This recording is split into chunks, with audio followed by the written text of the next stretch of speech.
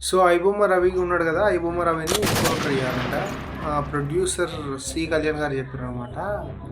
అంటే సినిమా వాళ్ళు ఒకవేళ పోలీసులు ఎన్‌కౌంటర్ చేయకపోయినా సినిమా వాళ్ళు ఎన్‌కౌంటర్ చేయాలంట. అంటే సినిమా వాళ్ళే పెద్ద పీకుడు కాదు. మీరు మొత్తం ప్రజాసేవ చేస్తారు మరి. మీరు కోట్లు కోట్లు వస్తే ప్రజలకు చేస్తారు, రోడ్లేస్తారు. మీరు స్వచ్ఛంద సంస్థలు నడుపుతారు. మీరు ఒక పేదవాళ్ళకి అది పంపుతారు, ఇది పంపుతారు. అదా ఒక ప్రజాస్వామ్యం ఉన్న తర్వాత సరే ఆడు చేసింది తప్పు 100% తప్పైనా సరే మీ సినిమాలు ఎట్లుంటాయి మరి? మీ సినిమాలు ఎట్లుంటాయి భయ్? అసలు రాజమౌళి రిజర్వ్ చేసిండు ఇది. Indian the great largest film 'Baahubali'. Baahubali cinema వల్ల మన తెలుగు సినిమా ప్రపంచానికి తెలిస్తేంది, తెలియకపోతుంది. దానివల్ల ఎవరికైనా ఏమైనా వచ్చిందా?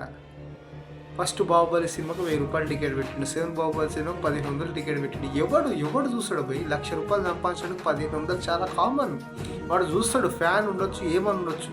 కానీ ఒక 20-25 సంపాదించాడు, ₹10,000 1500 టికెట్ పెట్టాలంటే పెట్టాడు.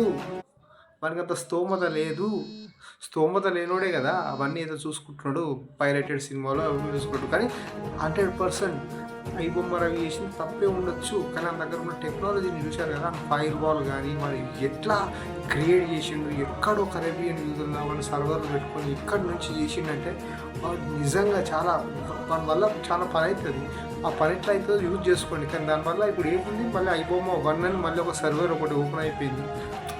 పైరేట్‌ని ఎవ్వరు ఆపలేడు, అట్లా అయిపోయింది ఇప్పుడు సమస్య. మనం చెప్పినంత మాత్రాన ఏమీ కాదు.